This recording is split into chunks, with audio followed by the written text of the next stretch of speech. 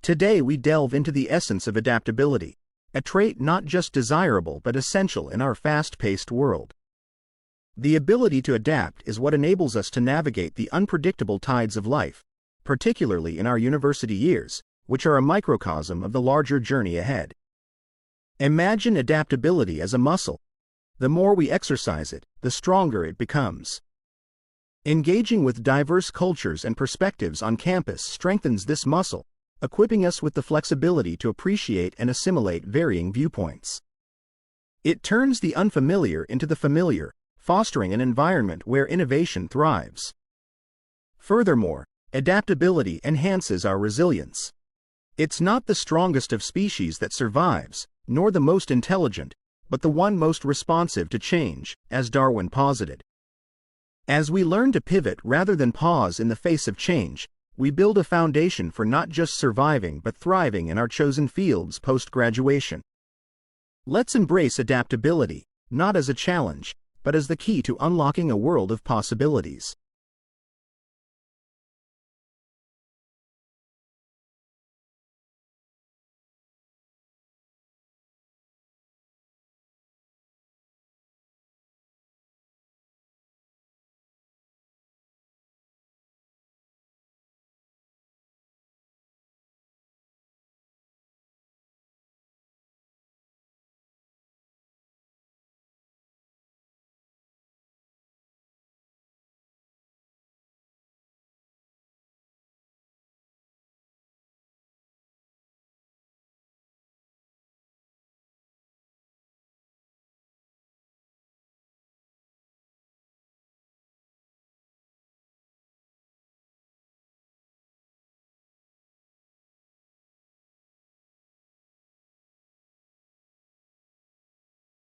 Take a look outside a window.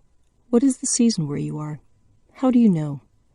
Most likely, you looked at a tree or plant and noticed details about its leaves and assessed the qualities of sunlight streaming outside. Observing the timing of biological events in relation to changes in season and climate is called phenology. When you notice the daffodil buds are poking through the snow and think spring is on its way, you're using phenology. When you see leaves turn from green to red and watch migrating birds fly past and realize that summer is over, autumn is here, you're using phenology. Literally meaning the science of appearance, phenology comes from the Greek words pheno, to show or appear, and logos, to study. Humans have relied on phenology since the time of hunters and gatherers. We've watched changes in seasons to know when to plant and harvest food and when to track migrating animals. Scientists observe and document seasonal changes in nature and look for patterns in the timing of seasonal events. Timing of these natural signs has remained consistent until recently. Increasing global temperature is causing rhythms of nature to shift. Budburst, the day when a tree or plant's leaf or flower buds open, is occurring earlier in the year for some species. For every 1 degree Celsius rise in temperature, budburst happens 5 days earlier than usual. Differences in timing affect not only plants, but the insects and birds that depend on the plants for food.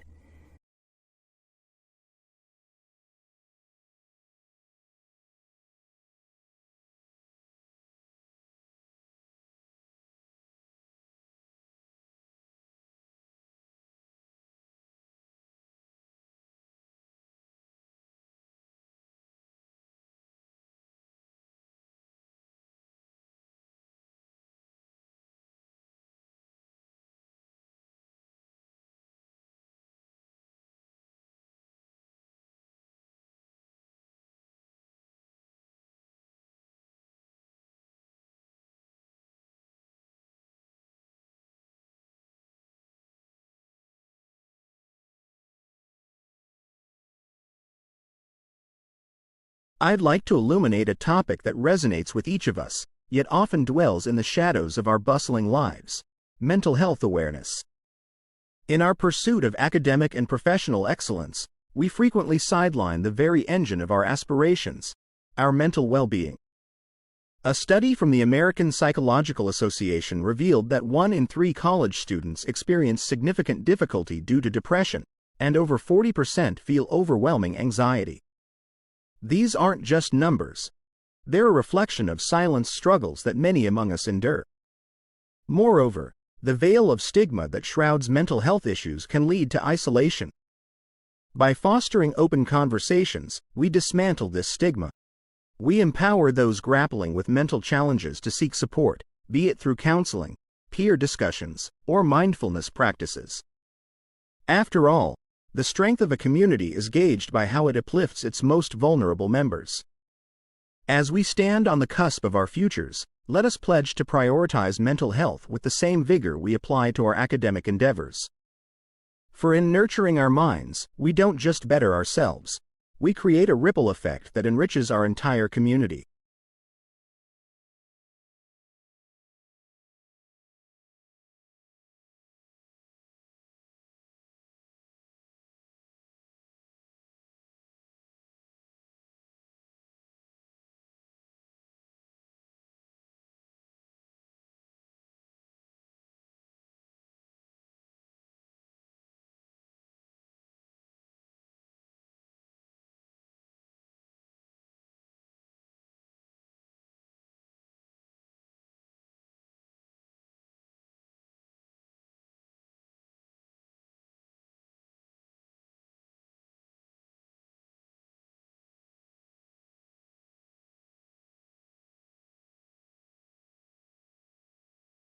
It's rare to find an adult who actively still wonders what their parents think. But that isn't to say that we aren't wondering about our value in more general terms. It's just that we may, without noticing, have taken the question somewhere else, and very often to particularly harsh modern figures of authority, media, and social media.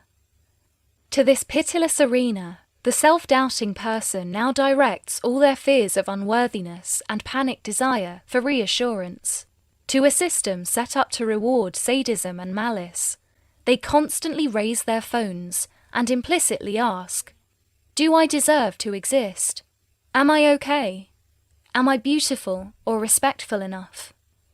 And because social media is built on the troubles of the individual soul, the verdict is never a reliable yes. One is never done with cycles of fear and reassurance seeking. Every time their spirits sink, which is often, the self-doubting sufferer picks up their phone and begs to know whether they have permission to go on. If this might be us, we should grow curious about and jealous of people who are free. They are so because someone long ago settled the question of what they were worth, and the answer has seemed solid ever since. Social media is a roar in the next valley, not a mob in their own mind. Learning from these calm souls won't just involve deleting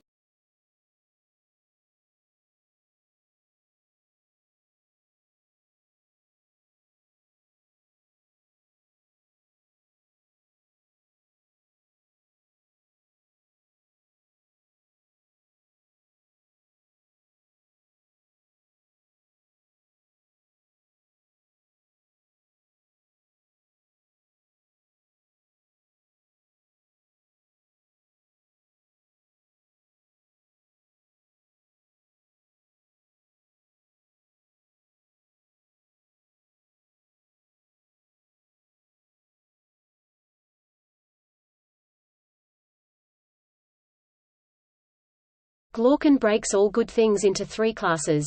The first kinds, we desire for their own sake, like the experience of harmless pleasure. The second, we want only for the value they bring, though they may be onerous, like exercise or medicine. The third class comprises things we desire for their own sake and the value they offer, like knowledge and health. Glaucon argues that justice belongs to the second class of good, it's a burden that nevertheless brings rewards.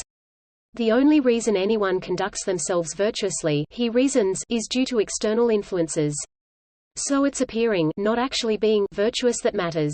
Socrates, as written by Plato, disagrees, countering that justice belongs to the third class of good, offering both extrinsic and intrinsic benefits. Socrates argues that the human soul has three parts: reason, spirit, and appetite. Reason guides an individual to truth and knowledge, and is influenced by either spirit or appetite. Spirit is righteous, ambitious, and the source of bold action, while appetite consists of baser, bodily desires. To Socrates, the philosopher is led by reason, and their spirit keeps their appetite in check, making them the most just and the happiest. Even without consequences for self-serving wrongdoings, they wouldn't commit them. Meanwhile, the tyrant succumbs to appetite and acts unjustly.